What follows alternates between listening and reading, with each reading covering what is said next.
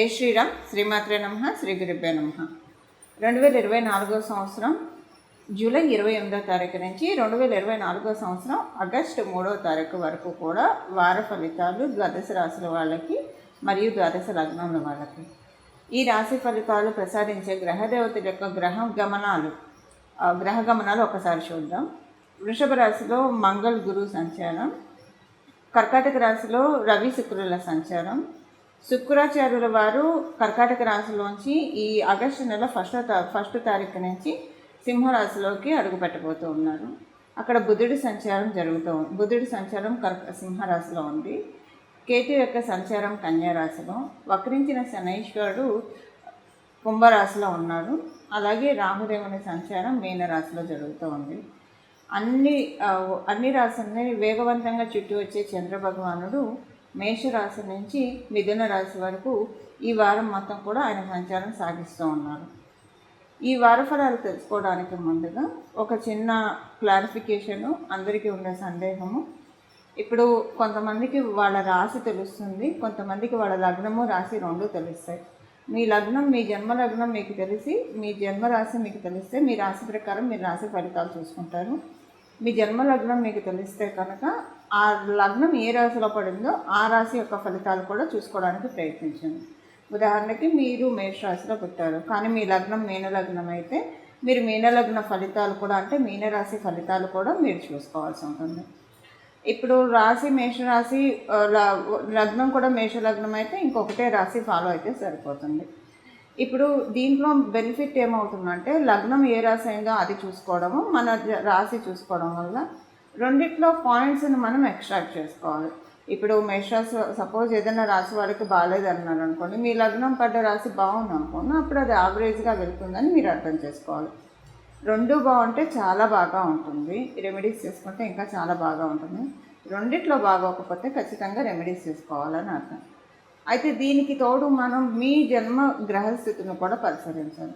మీ జన్మజాతకం present బాగుందనుకోండి, గోచారంలో బాగోకపోతే అది పెద్దగా ఇంపాక్ట్ ఏం చూపించదు, మీకు బాగుంటుంది. ఒకవేళ మీ జన్మజాతకం బాగోకపోతే గోచారంలో బాగుంటే అప్పుడు మీకు గోచారం మిమ్మల్ని కాపాడుతుంది, అంటే బాగోలేదు అన్న దాని నుంచి మిమ్మల్ని బయటపడేస్తుంది. జన్మజాతకము బాగాలేదు, గోచారము బాగాలేదంటే కొంచెం జాగ్రత్త వహించాలి.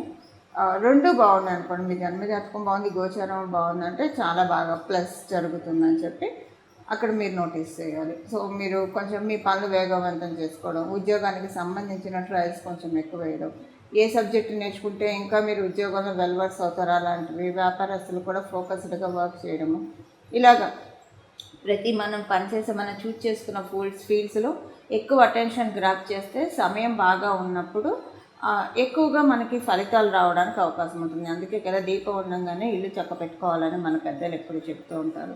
సో అలా జన్మజాతకము బాగా ఉండి గోచారము బాగా ఉంటే దీపం ఉన్నప్పుడు ఇల్లు చక్క పెట్టుకునే సమయం మీది అని మీరు గ్రహించాలి. మీ పనులన్నీ కూడా మీరు ఫాస్ట్గా చేసుకుంటూ ఎక్కడా కూడా జాప్యం చేయకుండా చేసుకుంటూ ఉంటే చాలా బాగా ఉంటుంది. ఇప్పుడు మనం ద్వాదశ రాశుల వాళ్ళకి రాశి ఫలితాలు ఏ విధంగా ఈ వారం ఉండబోతుందో ఒకసారి చూద్దాం. ఈ వారము గోచార గ్రహస్థితిలో ఒక విశేష అంశం ఉంది, అది ఒకసారి మనం పరిశీలిద్దాము. రాహువు నుంచి కేతువు మధ్య 7 గ్రహాలు ఉన్నాయి.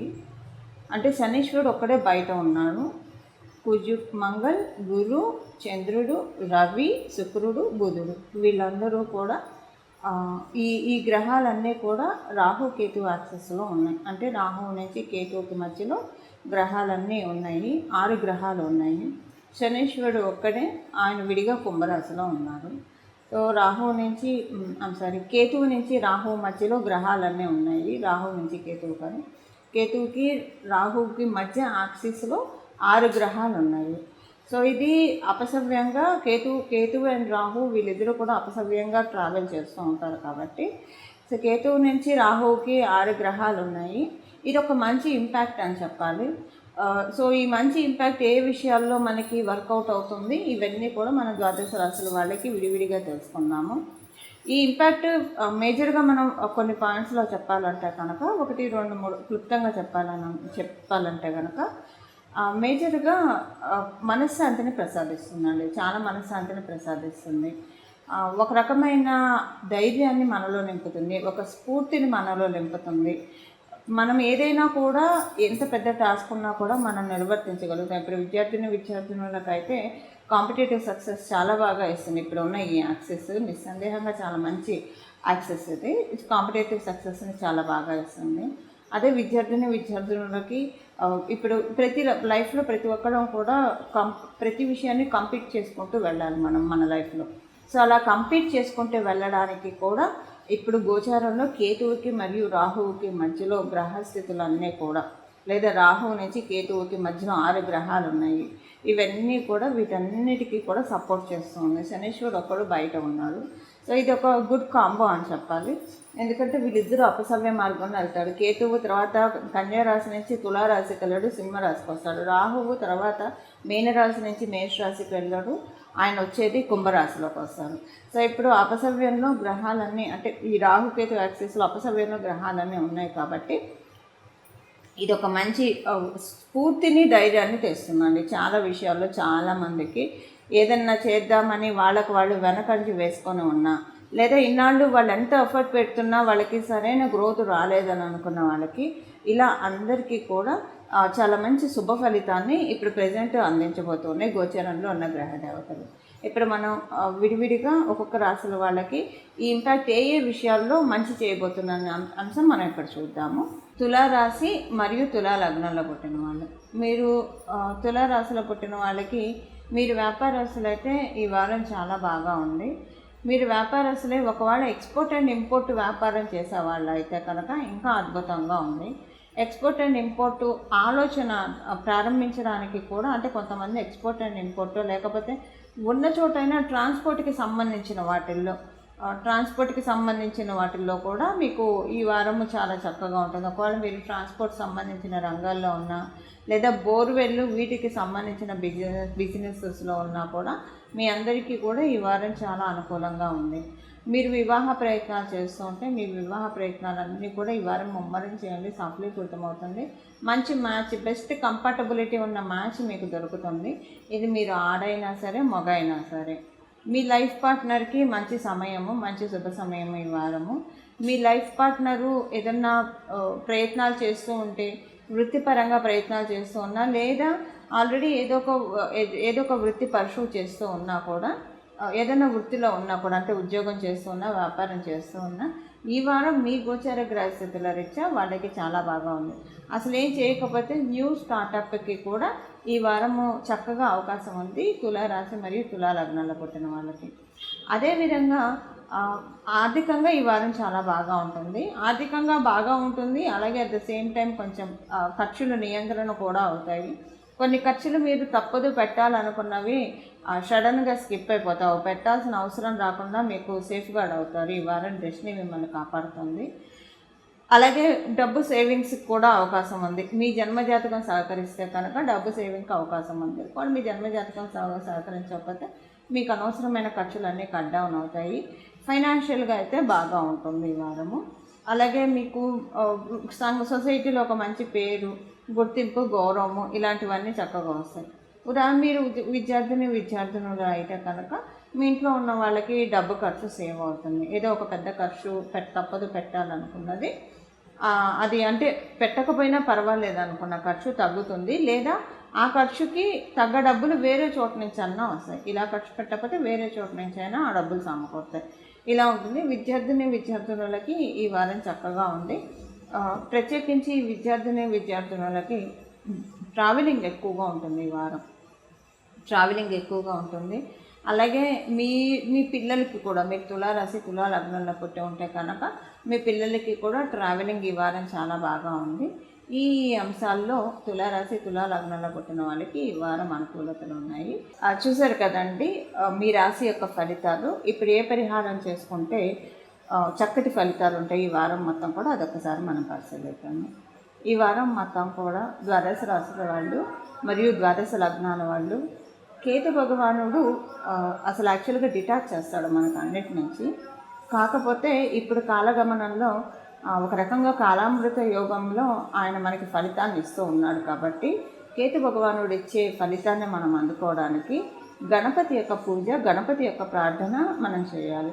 గణపతి యొక్క పూజ, గణపతి యొక్క ప్రార్థన ఎలా చేస్తారు? గణపతికి సంబంధించిన నామాన్ని చదువుకోవచ్చు, లేదా గణపతికి సంబంధించిన స్తోత్రాలు చదవచ్చు. అలాగే గణపతికి గరికమాలతో పూజ చేయొచ్చు, లేదా ఈ వారం మొత్తం గణపతి ఆలయానికి వెళ్ళి రావచ్చు. ఇవన్నీ కూడా కన్ఫ్యూజను. గణపతికి సంబంధించిన ఏదైనా ఒక నామం పట్టుకుంటానంటే గణేశాయ నమః అనో, గజాననాయ నమః అనో, ఇలా ఏదైనా మనం జపించవచ్చు. కానీ మెయిన్ ఏంటంటే ఈ వారం మొత్తం కూడా గణపతి ప్రార్థన చేస్తే కనుక చాలా బాగా ఉంటుంది. గణపతి ప్రార్థన చేయడం వల్ల, అందులో కేతు భగవానుడు ఇప్పుడు ఉన్నది కన్యారాశిలో, ఈ కన్యారాశిలో ఉండడం వల్ల ఇంకా ఎక్కువ ఫలితాలను మనకి ప్రసాదిస్తాడు. అయితే గణపతిని ఏదైనా ఒక నామంతో జపిస్తే బాగుంటుంది, ఆ నామం ఏంటి అది చెప్పండి అన్న సందేహం మీకు తలెత్తితే కనుక గజాననాయ నమః, గజాననాయ నమః, గజాననాయ నమః, ఈ నామాన్ని మనం ఉదయాన్నే కూడా లేస్తూ గణపతి చక్కటి ముఖార విందాన్ని చూస్తూ, ఎవరైతే గణపతి వంక చూస్తూ గజాననాయ నమః, గజాననాయ నమః, గజాననాయ నమః అనుకుంటారో వాళ్ళకి ఐశ్వర్య ప్రాప్తి ఉంటుంది. ప్రతిరోజు అనుకుంటూ వెళ్తే ఐశ్వర్య ప్రాప్తి ఉంటుంది. ఇప్పుడు ఈ వారం మొత్తం కూడా గణపతి యొక్క ఇప్పుడు నామానికి ఎలాంటి తప్పు ఉండదు. మీరు ఆడవాళ్ళు అయితే పీరియడ్లో ఉన్నా కూడా మనసులో నామజపం చేయొచ్చు. మీరు అశౌచంలో ఉంటే 1 year అశౌచంలో ఉన్నా కూడా నామజపానికి ఎలాంటి తప్పు లేదు. ఇది మనం అంటే బీజాక్షరాలు లేదా ఓంకారం చేర్చట్లేదు కాబట్టి కేవలంగా నామజపం ఎప్పుడైనా చేయొచ్చు. అందుకే మనకి పేర్లు కూడా అమ్మవారి పేర్లు, దేవీ దేవతల పేర్లు, లేదా భగవంతుడి పేర్లు ఇలా పెడుతూ ఉంటారు. రామ అంటారు. ఇప్పుడు ఒక తల్లి పిల్లాన్ని పిలవాలంటే పీరియడ్లో ఉన్న రామ ఇలా రారా అంటుంది, కానీ అదే నేను పీరియడ్లో ఉన్నాను పిలవకూడదు దేవుడి నామం అని ఆగరు కదా. అంటే ఇక్కడ నేను చెప్పే విషయం ఏంటంటే నామజపానికి ఎలాంటి దోషము లేదు. సర్వకాల సర్వావస్థల్లో కూడా మనం నామజపాన్ని చెప్పించవచ్చు. సో అలా గజాననాయ నమః, గజాననాయ నమః, గజాననాయ నమః అనే ఈ నామాన్ని కనుక జపిస్తే కనుక చాలా చక్కటి ఫలితాలు మనకి లభిస్తాయి. సో ఈ వారం అంతా కూడా గజాననాయ నమః, గజాననాయ నమః, గజాననాయ నమః అనే నామాన్ని జపిస్తారా, లేదా గణపతికి సంబంధించిన మీకు ఇంకా ఏదైనా ఒక నామాన్ని మీరు పట్టుకున్నా సరే చక్కటి ఫలితాలు ఉంటాయి. ఇలా గణపతిని ఈ వారం మనం ఆశ్రయిద్దాము. మన జీవితంలో ఉన్న ఆటంకాలన్నీ కూడా ఆయన చిటికలో తొలగించేస్తారు. ఆదో పూజో గణాధిపః అని చెప్తారు. మొదటగా గణపతినే మనం పూజిస్తాము. సో మనం ప్రతిరోజు గణపతి యొక్క నామస్మరణ చేస్తే కనుక ఈ వారము చాలా అంటే చాలా చక్కటి శుభ ఫలితాలు మనందరికీ కూడా తటస్థిస్తాయి. మంగళం. నమో భగవతే వాసుదేవాయ.